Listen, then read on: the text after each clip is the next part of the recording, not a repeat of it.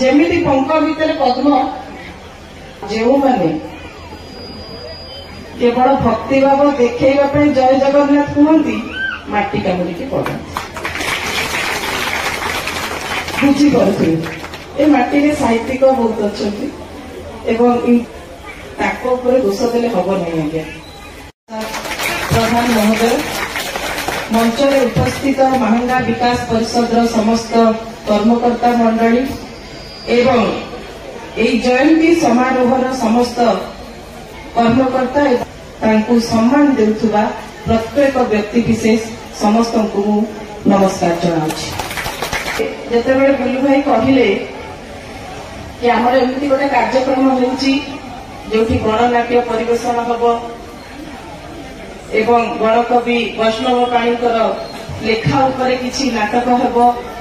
दीर्घ 9 दिन धरिक महागा निर्वाचन मंडली चलो शेष पर्यायर जो मैंने पुरस्कृत हेबे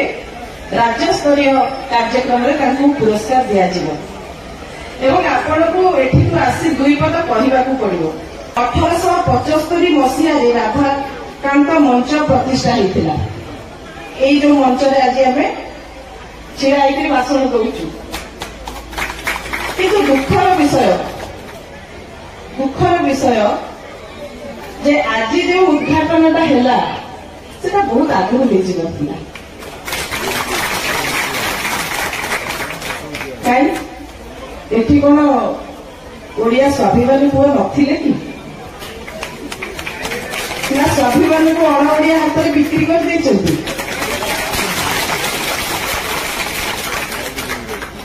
जदि बिक्री कर देइथिबे निश्चित भाव में यही माटी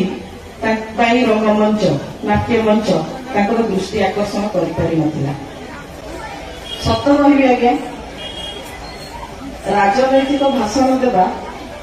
एवं महापुरुषों जीवनी उपरे कहवा भितर बहुत फरक अच्छी कहीं गूगल रे सर्च करदे आप सब जिन पाई तेणुक जितेबाला मत कहले माननीय विधायक महोदय मु कहली मो ऊपर गोटे मत बहुत गुरु दायित्व लदी दि जाइए कहीं जदियो राजनैतिक क्षेत्र में बहुत अभिभाषण रखी किंतु महापुरुषों जीवनी उपरे कहवाटा एत सहज कथा नुह तथापि मुझे शक्ति संचय करी साहस बांधिकी आज मंच उपर को आसली आपण मान भल पाइबा मो साहस को निश्चित भाव में द्विगुणित करदेला धन्यवाद देवी माननीय विधायक महोदय को एवं अंचल समस्त